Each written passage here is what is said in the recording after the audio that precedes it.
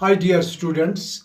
I'm Ghulam Rasool Sir. You're watching GMSH e-learning channel on your YouTube, with everyone sitting at home and using the internet for work, playing games. There is a chance you might see your internet speed drops. We are under lockdown and consuming lots of data.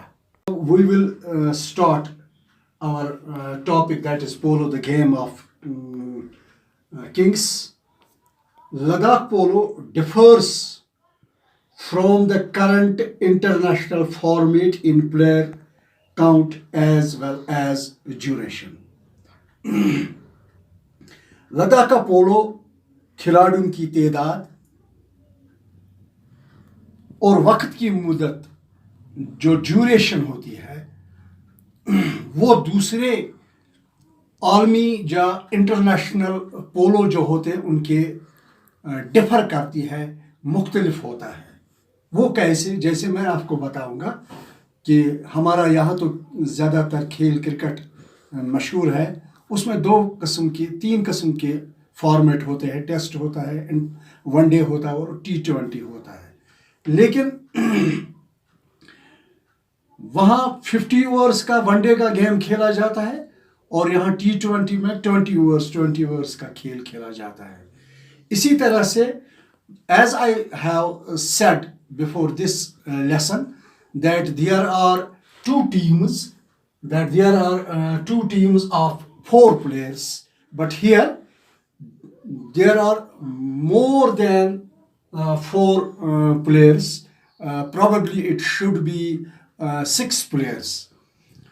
तो यहाँ जो format होता है आलमी international पोलो के मुख्तलिफ होता है। Here each team consists of 6 players. ये देखिए, यहाँ 6 खिलाड़ी होते हैं और इंटरनेशनल में क्या होता है, 4 प्लेयर्स होते हैं।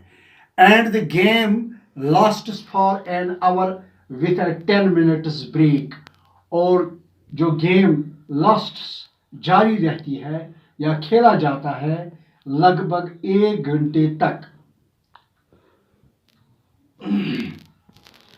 And the game lasts for an hour with a 10 minutes break, और इसमें 10 minutes का ब्रेक होता है। लद्दाख पोलो has 2 rounds of 20 minutes each with few restraints and rough riding reminiscent here it is reminiscent and rough riding restraints and rough riding reminiscent of the Mongol horsemen. यहाँ जो Mongol horseman घुड़ सवार हैं उनकी यहाँ याद आती है। रेमिनिसेंट हो गया, टेंडिंग टू रिमाइंड, इनकी याद आती है वन ऑफ द समथिंग। यहाँ खेल जो मंगोल खेलते थे, यहाँ पर जब आज लद्दाख में ये पोलो खेला जाता है तो मंगोलों का खेल याद आता है। यहाँ मैंने लिखा है रेस्टोरेंट्स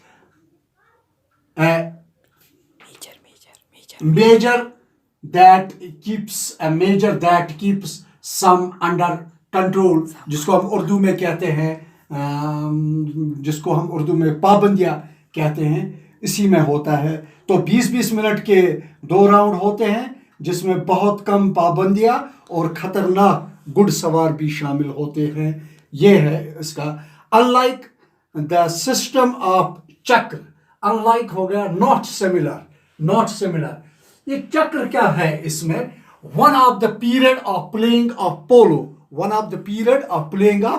पोलो, जो इसमें वक्फा होता है, जो इसमें चक्र होता है। Unlike the system of short periods of 6 to 8 minutes into which the match is divided with a change of mounts. The match is divided इस तरीके के बरक्स जहाँ 6 से 8 मिनट का मुख्तसर वक्त जिसमें खेल को बांटा जाता है और घुड़सवार माउंट होते हैं, बदलते रहते हैं। उनको पहले 20 मिनट में या पहले वक्फे में 4 खिलाड़ी या 6 खिलाड़ी खेलते हैं, तो उसमें से 2-4 उनको रिप्लेस किया जाता है, दूसरे खिलाड़ियों को चांस दिया जाता है। या फुटबॉल हम देखते हैं कि फुटबॉल में जब खेल 1.5 घंटे का खेल होता है, तो इसमें जो चेंजेस होते हैं वो भी होते हैं, जिसको हम सब्स्टिट्यूट कहते हैं। अब इसमें होता है, इस पोलो खेल में सब्स्टिट्यूट भी आते हैं। Here the game is played until either of the teams scores 9 goal. तो यहाँ फुटबॉल में 1 गोल या हॉकी में 1 गोल होता है, लेकिन पोलो में या आइस हॉकी में जो 1 गोल का मार्जिन होता है, लेकिन यहाँ पर 9 गोल का मार्जिन होना चाहिए। यहाँ जब तक एक टीम 9 गोल करेगी तब तक उसको विनिंग ग्रेड उसको नहीं दिया जाता है। तो इसलिए इसमें ज़रूरी बनता है कि इसको 9 गोल दूसरे हरीफ जो होती है, अपोनेंट टीम जो होती है, उसमें उसको 9 गोल करने होते हैं अपने अपोनेंट टीम पर। The most